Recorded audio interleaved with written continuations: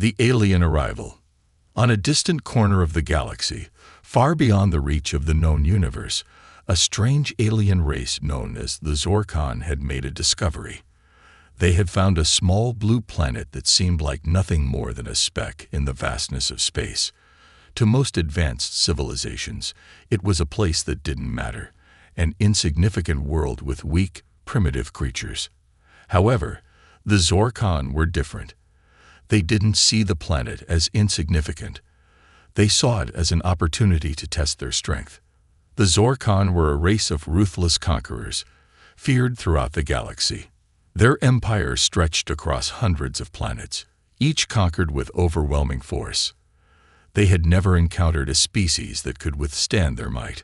The Zorkon were known for breeding war beasts, huge, terrifying creatures created specifically for battle. These beasts were unlike anything the galaxy had ever seen, fierce, powerful, and relentless.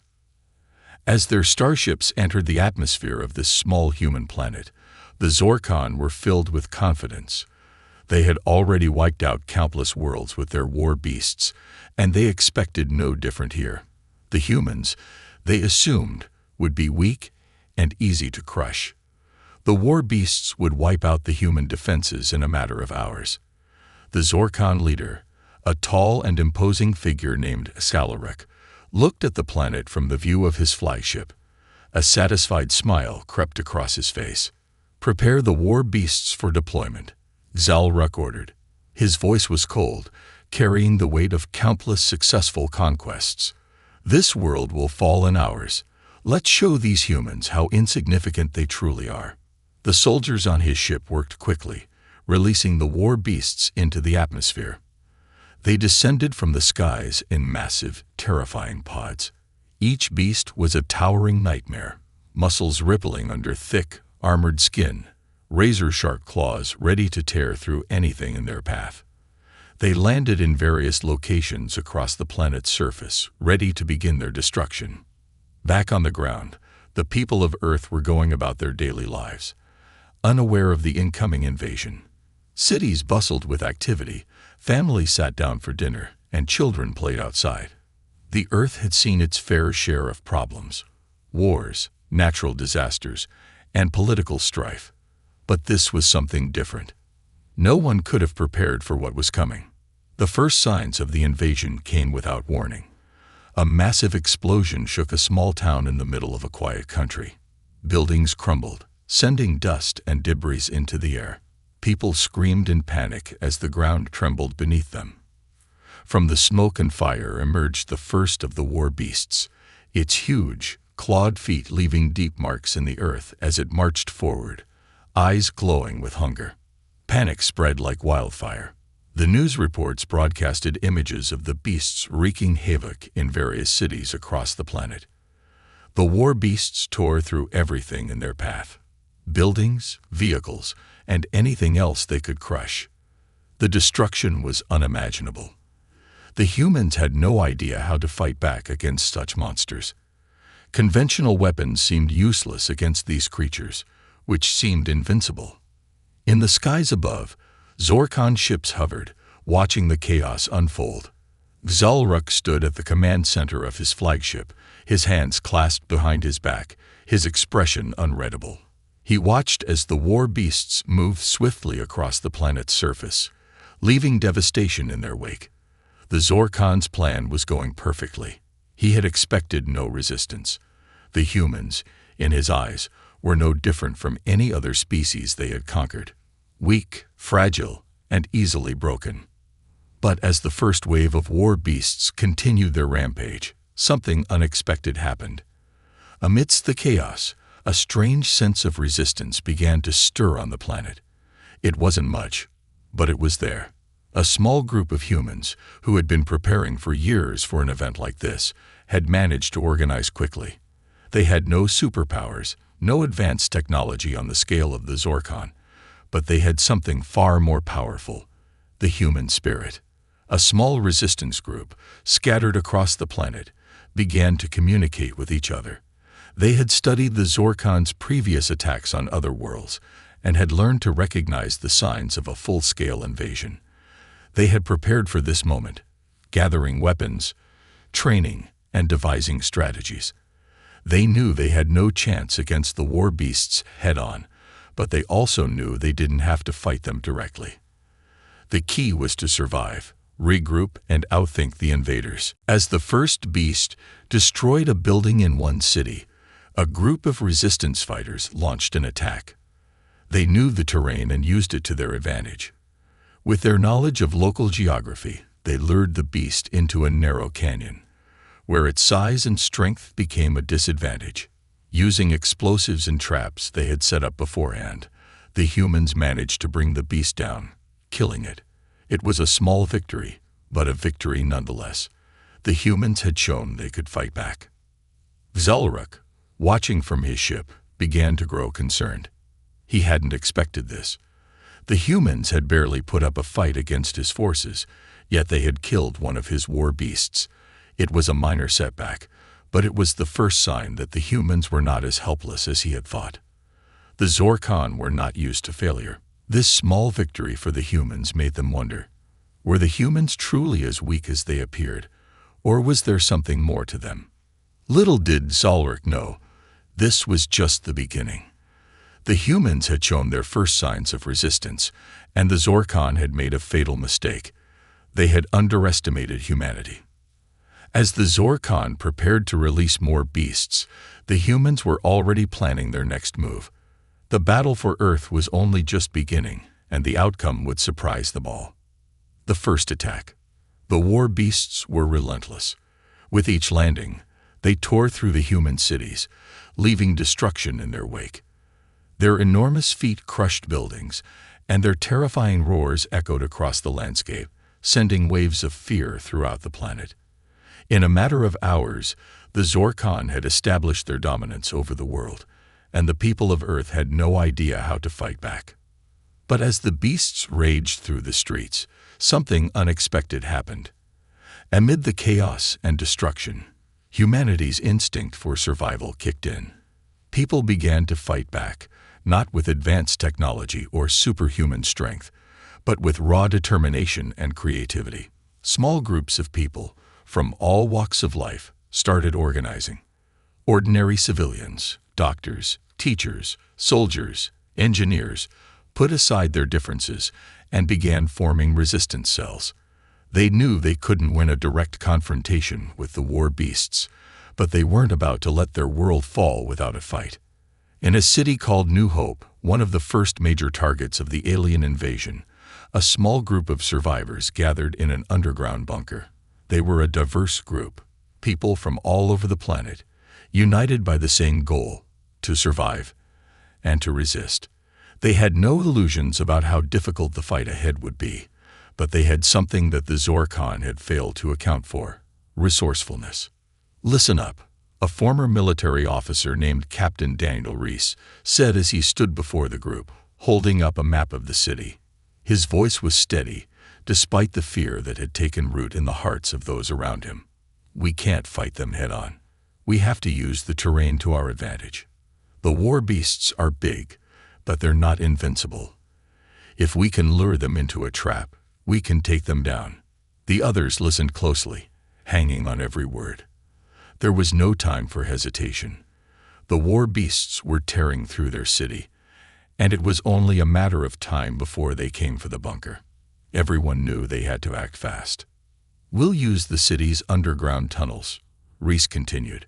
"We know the war beasts can't navigate them. If we lead them into the narrow streets, we can trap them with explosives and force them into the tunnels. That's where we'll take them down." The plan was risky, but it was their only chance. As Reese finished outlining their strategy, the group set to work. They gathered weapons, anything they could find that might help, and began placing explosives along the streets, creating a maze to trap the beasts. It was a dangerous task. Every minute counted, and every second they spent in the open brought them closer to becoming the beasts' next victims.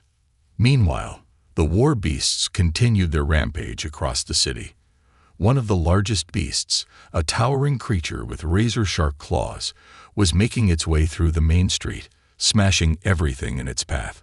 Its glowing red eyes scanned the area, looking for any sign of resistance, but the humans were careful, hiding in the shadows, waiting for the right moment. The air was thick with tension.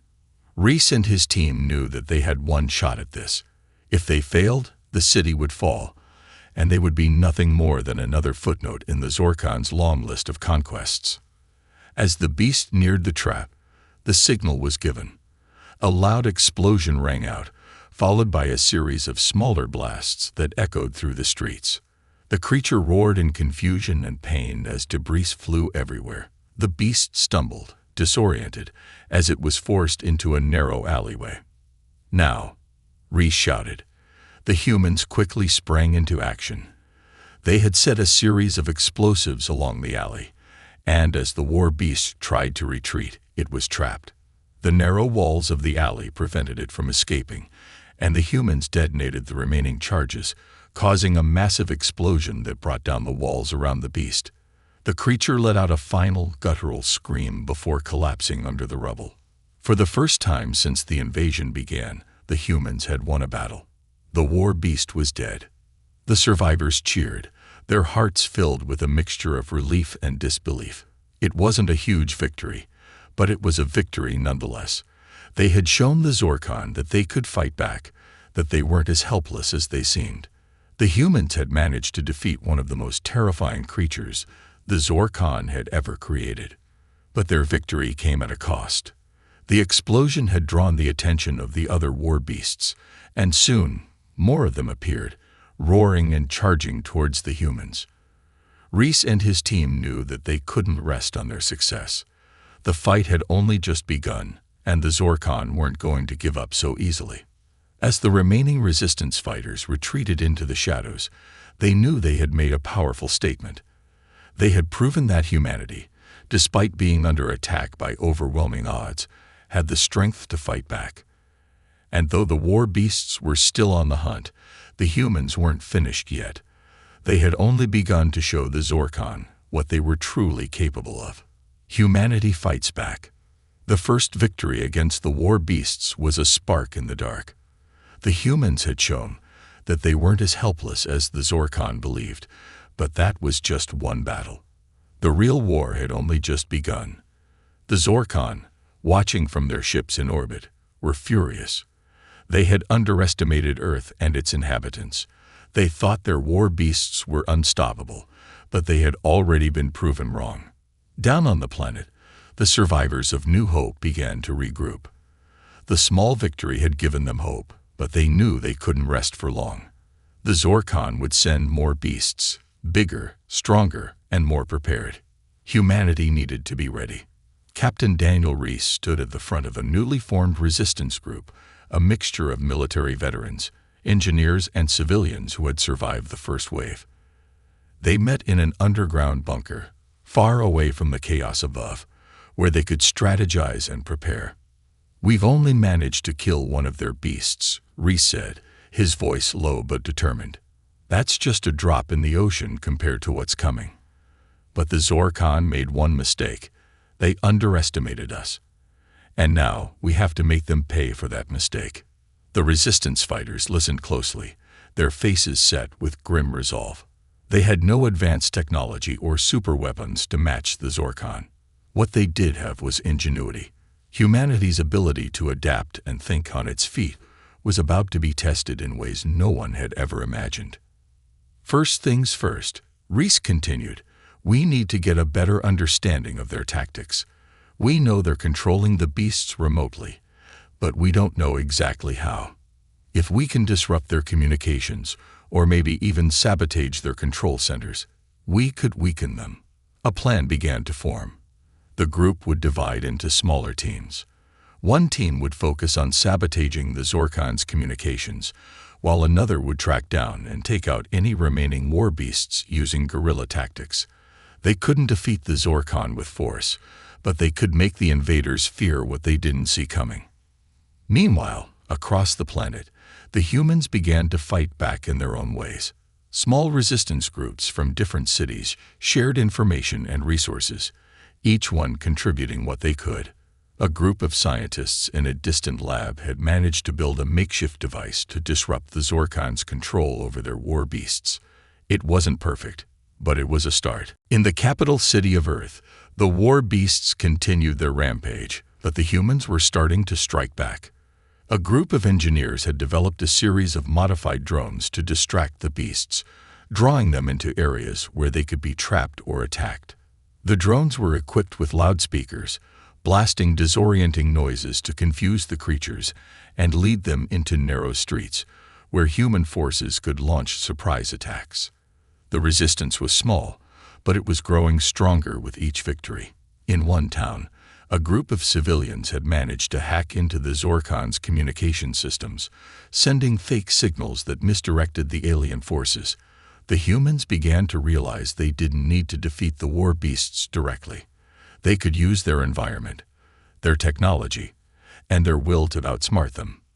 But the Zorkon were far from defeated.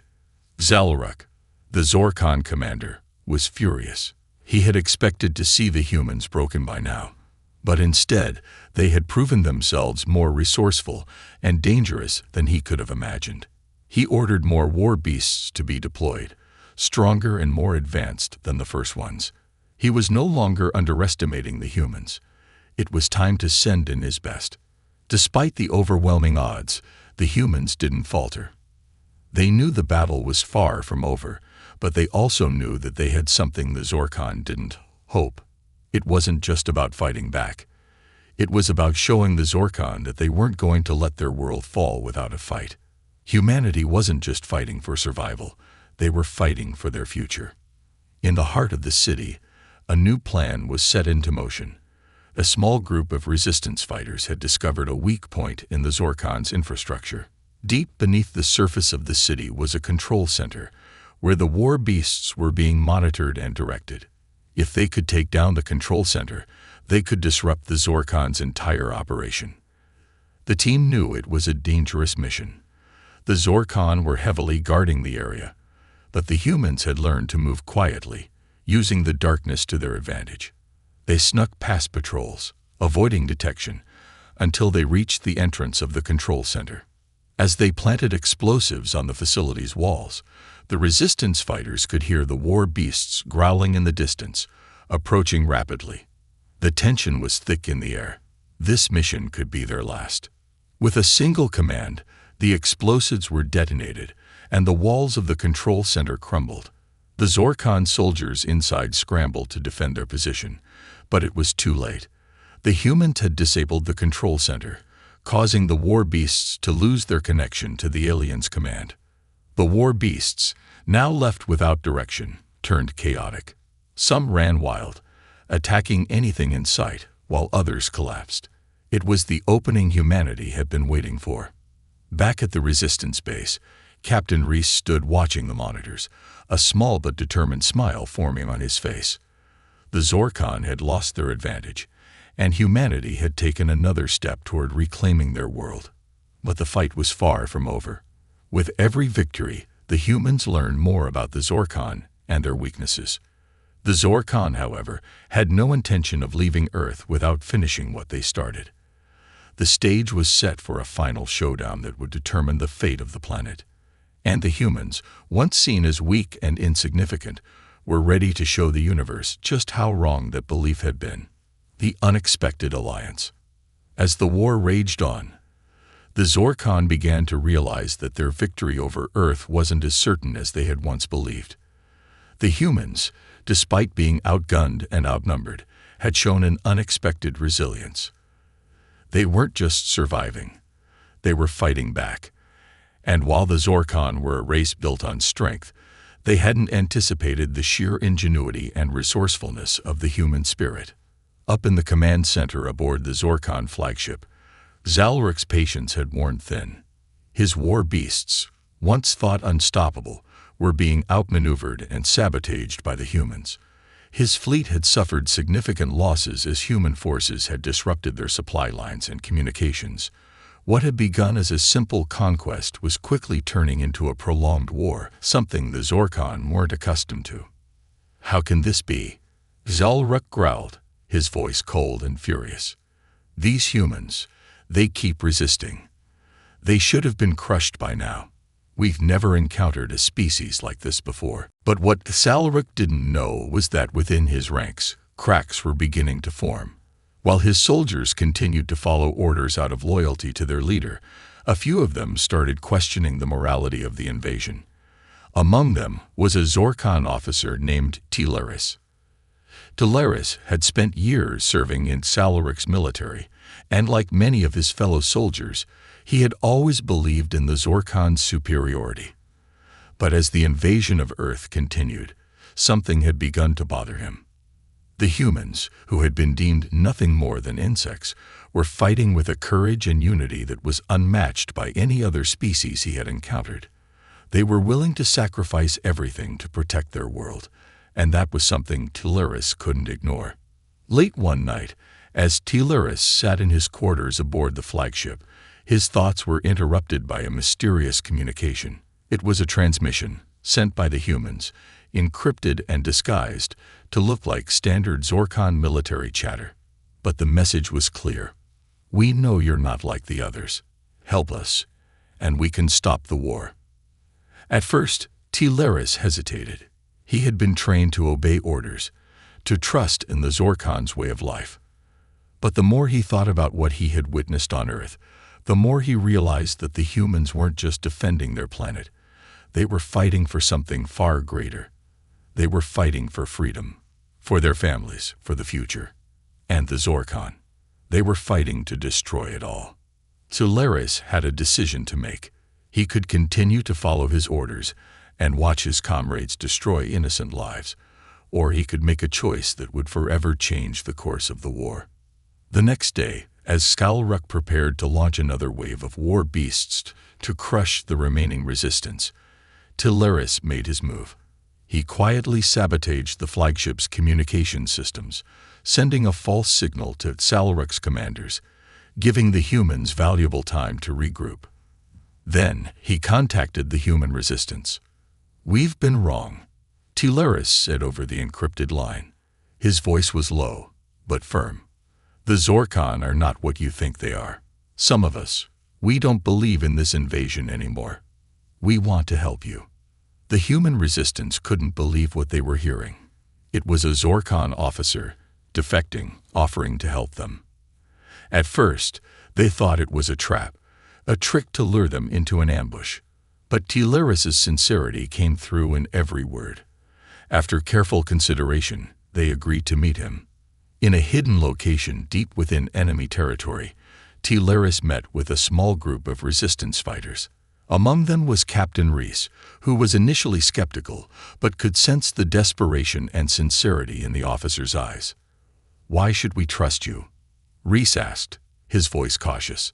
Teleris nodded, understanding the hesitation. "I don't expect you to trust me right away. But what I can tell you is this.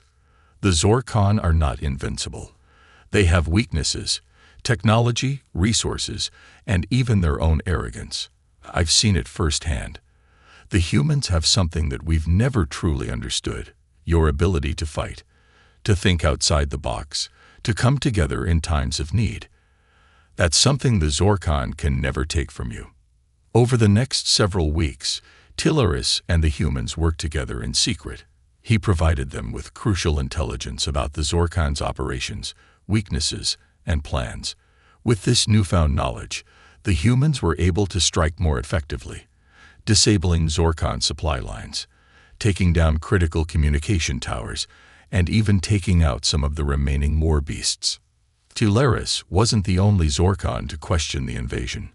As the days went on, more defectors began to join the resistance, each one bringing with them valuable insights into the Zorkan's tactics and strategies. The humans, once seemingly helpless in the face of such overwhelming power, had now gained allies within the enemy ranks. The tide of the war began to shift. The Zorkan, who had once thought they would easily wipe out humanity, were now facing an enemy that had grown stronger and more organized with each passing day. The resistance, bolstered by Teleris and the others who had joined their cause, now had the strength to challenge the invaders on a level they never thought possible. And so, The unexpected alliance between the humans and the Zorkon defectors became a symbol of hope for all of Earth. It was proof that even in the darkest of times, when all seemed lost, change was possible. It was a reminder that courage and unity could turn the tide of any war, no matter the odds. Zalruk and his commanders, unaware of the growing rebellion within their ranks, continued to push forward with their invasion plans. But the humans had gained an unexpected advantage. The war for Earth was about to take an even more surprising turn. And the Zorkon would soon learn that their greatest enemy wasn't just the humans they had underestimated. It was the very soldiers who had once fought for them. Turning the tide. The war had shifted. What had once seemed like an inevitable conquest for the Zorkon was now a struggle for survival. The humans, who had been underestimated and written off as insignificant, were proving to be far more resourceful than the invaders ever anticipated. The unexpected alliance between the defected Zorkon officers and the resistance had brought about a new wave of hope. It was a spark, igniting a fire that spread across the planet. As the Zorkon struggled to maintain control over the war beasts, the humans were not simply holding on. They were pushing back. Their guerrilla tactics, combined with the knowledge from their former enemies, gave them an advantage they hadn't had before. Every skirmish, every victory, was another nail in the Zorkon's coffin. The aliens were beginning to lose their grip on Earth. One of the most significant battles took place in the outskirts of a large city known as Zenith. The humans had discovered that the Zorkon had been using a hidden energy source to power their war beasts and maintain their fleet. If they could disable this power grid, it would cripple the alien forces. It was a high-risk mission, but with their newfound intelligence, the humans had a chance. Captain Reese, leading a group of elite resistance fighters, stood at the entrance of an underground facility where the Zorkon had been storing and channeling energy. The team was small, but they had one advantage. Surprise. The Zorkon were still focused on their usual tactics, sending waves of war beasts to destroy everything in their path. But they had failed to account for the humans' ability to adapt. "We have one shot at this," Reese said, surveying the area. His eyes scanned the dark, metal tunnels ahead of him. "If we fail, we'll be fighting an uphill battle for the rest of the war. But if we succeed, we can turn the tide for good." The team nodded, steeling themselves for what was to come. They moved in silence, creeping through the facility's shadowed corridors. The power source, a massive reactor that was keeping the Zorkon's war beasts operational, was deep within the building. But they knew where to strike. T-Laris, the defector who had turned the war in humanity's favor, had given them detailed schematics of the base's inner workings. As they neared the reactor chamber, they were met with resistance. Zorkan soldiers patrolled the halls, unaware that they were about to face a force that had already outsmarted them once before. The humans moved swiftly, taking down guards silently and efficiently. There was no time for hesitation. Every minute brought them closer to a confrontation with the war beasts, and they needed to get to the reactor before the Zorkon realized what was happening. Finally, they reached the control room. Captain Reese motioned for the team to take their positions. The countdown began. 5 minutes, Reese whispered. "Let's make this count." They planted explosives around the reactor, ready to trigger them remotely once they were clear. But just as they were about to leave, a loud crash echoed through the facility. The war beasts had arrived. The Zorkon, who had suspected something might be wrong, had sent their creatures to track the humans down. Outside the control room, the massive creatures roared, their claws scraping the metal walls as they approached. The ground trembled beneath the humans' feet as the beasts closed in. "We can't wait any longer," Reese yelled. "Detonate now." The explosives went off in a deafening blast, sending shockwaves through the building. The reactor was destroyed, and the power to the war beasts was cut off. But the humans weren't out of danger yet. The explosion had alerted the Zorkon, and now they had to fight their way out. In the chaos that followed, the resistance fighters were able to use the confusion to their advantage. The war beasts, no longer under the control of the Zorkon, went wild. Some turned on their Zorkon masters, while others began attacking anything that moved. The humans, who had once been the prey, now became the hunters. They picked off Zorkon soldiers as the war beasts rampaged, destabilizing the aliens' hold on the city. As Reese and his team fought their way out of the facility, they could hear the distant roars of the war beasts, but there was no time to celebrate. They had just completed a mission that would turn the tide of the war, but they knew the Zorkon were far from finished. Zalruk, though shaken by the loss of control, would not back down so easily. The humans had proven something profound that day. They could not be easily defeated. Even in the face of overwhelming odds, they had the courage to fight, the cunning to outsmart their enemies, and the strength to rise again after every setback. The Zorkon had underestimated humanity, and now they were paying the price. Back in the human command centers, the news of the reactor's destruction spread like wildfire. The morale of the resistance surged. For the first time since the invasion began, the Zorkon were not the ones on the offensive. The humans had taken the fight to them. The war was no longer just about survival. It was about victory. But even as the humans celebrated their hard-fought win, they knew the real battle had just begun. The Zorkon were not the type to retreat, and Zalruk would be more determined than ever to crush the human resistance. Yet the humans had learned something vital in the past few weeks. They had learned that even when faced with an unstoppable enemy, they could still make the impossible happen. And the Zorkon, they were no longer the invincible conquerors they once thought themselves to be. With every blow the humans struck, the Zorkon's empire crumbled just a little more. The tide had turned, and humanity was no longer just fighting for survival. They were fighting for the future. The final stand. The battle for Earth had reached its boiling point. What had once been a series of desperate, scattered skirmishes was now shaping up to be the war's defining moment.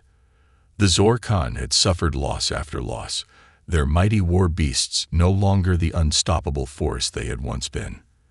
The tide had turned, and the humans, once on the brink of extinction, were now fighting not just for survival, but for victory.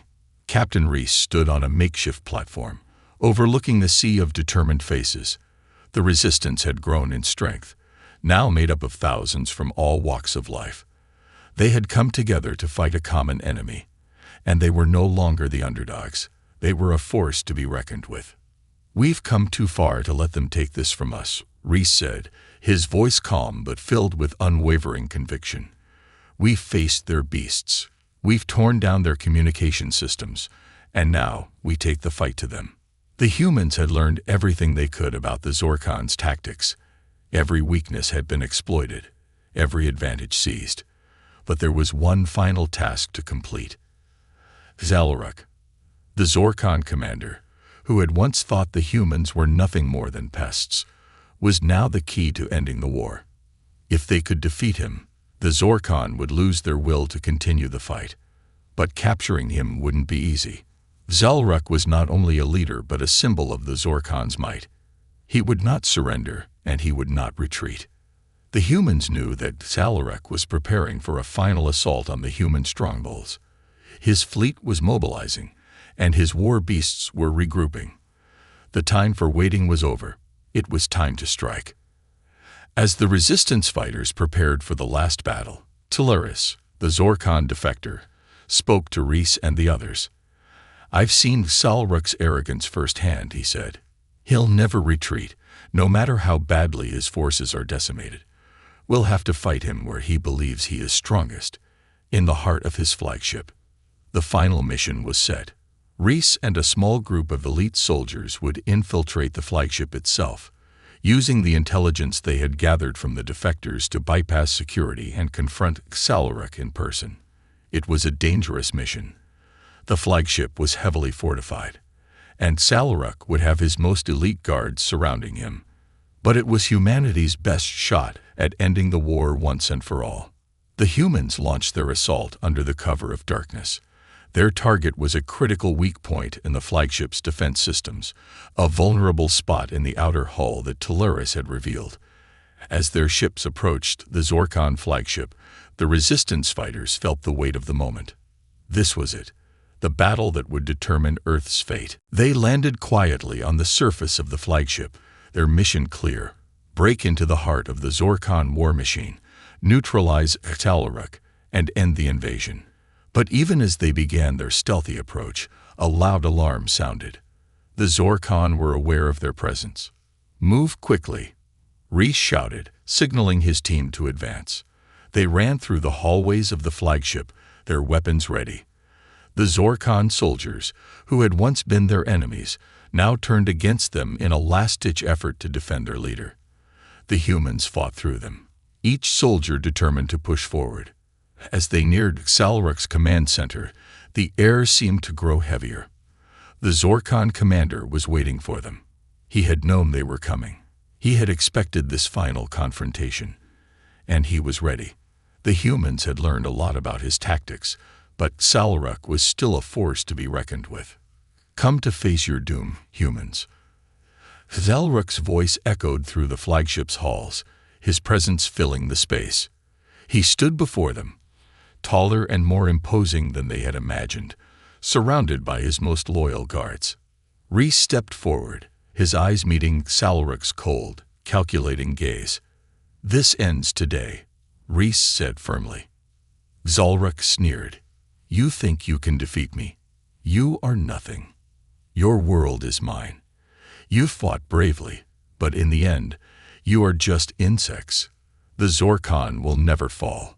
But as he spoke, something shifted. The humans weren't just fighting for Earth anymore.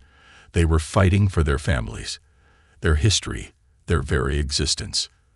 Tal'Rok's arrogance had clouded his judgment. He underestimated not just humanity's strength, but its heart. With a roar, the battle began.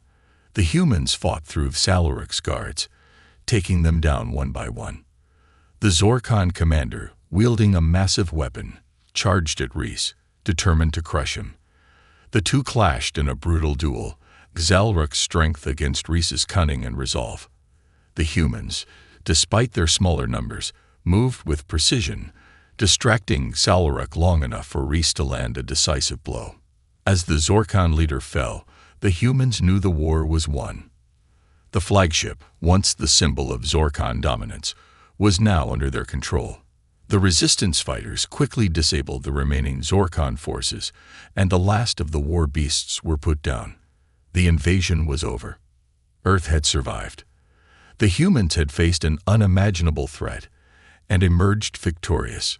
It had been a hard-fought battle, but in the end, humanity's strength, unity, and sheer will to survive had won out. The Zorkon had underestimated them, and now they would pay the price. The final stand was over, but the lessons of the war would never be forgotten. Humanity had shown the universe that it was not a species to be underestimated, and for the Zorkon, their prideful conquest had ended in failure, proving once and for all that humans were far more than just a footnote in the galaxy. They were the future, humanity's triumph. The war was over. The Zorkon, once proud conquerors, had been driven from Earth. Their war beasts, their most powerful weapons, were now silent. Their mighty fleet had been shattered, their commander defeated. The humans, against all odds, had emerged victorious. What had seemed like a hopeless struggle had become a story of courage, unity, and determination. The impossible had been achieved. But the victory came with a heavy price. Cities had been destroyed, lives lost, and countless sacrifices made. The survivors, though triumphant, bore the scars of a war that had changed them forever. Yet there was a sense of peace in the air, a quiet hope that this would mark the beginning of a new era for humanity.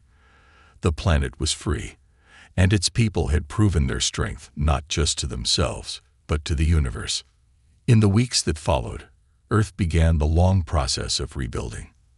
The human resistance, now a symbol of unity, turned its focus toward restoring what had been lost.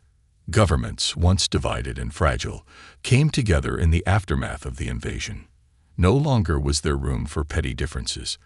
The fight for survival had brought humanity closer than ever before. Captain Reese stood on the steps of a newly constructed memorial in the heart of Zenith, the city that had once been ground zero for the invasion. The memorial was not just for those who had fallen, but for the spirit of humanity itself. It stood as a reminder of what Earth had endured and what they had overcome. As he gazed out over the crowd of survivors, his heart swelled with pride. "We did it," Reese said, his voice carrying over the quiet hum of the crowd. "We fought together, we stood together, and we won together." The Zorkon came to take our world, but what they didn't understand is that our world isn't just a place. It's our home. And we'll never let anyone take that from us. The crowd erupted into applause. Their victory wasn't just about defeating an alien race. It was about rediscovering what it meant to be human. The strength to keep fighting, even when the odds seemed impossible, was a part of them now. It was a testament to the spirit that lay in every person, no matter their background or origins. As the days passed, the world began to heal. Scientists, engineers, and architects from every corner of the globe worked together to rebuild the cities that had been destroyed. Technology once used for war was now repurposed for peace, as humanity focused on advancing together, not as separate nations, but as a united species. The scars of war would remain, but the hope for a brighter future was stronger than ever. But the victory was not only felt on Earth. The Zorkon, once the dominant force in the galaxy, had been brought low. News of their defeat spread like wildfire throughout the cosmos. Other civilizations, who had watched the invasion with a mixture of curiosity and concern, now saw humanity in a new light. They had not only defeated a galactic empire, they had stood up for their home and their way of life. It was a message that echoed across the stars. Humanity was not a species to be ignored or underestimated. And in the heart of the galaxy, a meeting was taking place between representatives of several advanced species. The Zorkon were no longer the feared empire they once were. With their defeat, their enemies were emboldened. The balance of power had shifted, and the once mighty Zorkon were now nothing more than a cautionary tale. As humanity continued to rebuild, they turned their eyes outward, ready to explore the stars once more. They had learned the hard way that survival was not guaranteed, that even the strongest empires could fall. But they had also learned that in the face of adversity, there was nothing stronger than the human spirit. Captain Reese, now a leader in the New World Order, stood at the edge of a new frontier. A starship, the first of many, prepared to leave Earth's atmosphere. It was a symbol of humanity's resilience, a ship that would carry them into the vast unknown. The war had been won, but this was just the beginning. "We've taken our first steps," Reese said, as he watched the ship ascend into the sky. "But the journey ahead will define who we are. We will show the universe that we are a force for good, and we will do it together." The world had learned a valuable lesson. Humanity's true strength did not come from its weapons or its technology, but from its heart, its will to survive, and its unbreakable resolve. The Zorkon had come to Earth thinking they could crush humanity, but in the end, it was the humans who had shown them what it truly meant to be unstoppable. As Earth began to heal and the stars beckoned, humanity's triumph was not just a victory over an alien threat. It was a triumph of hope, unity, and the unwavering belief that no matter what the universe threw at them, they would stand strong. And so, the humans who had once been seen as vulnerable, fragile, and insignificant now stood at the helm of a new era, ready to face whatever challenges lay ahead. Their story was one of resilience, and it was a story that would be told throughout the galaxy for generations to come. Humanity had earned its place in the stars, and no one, not even the Zorkon, would ever forget that.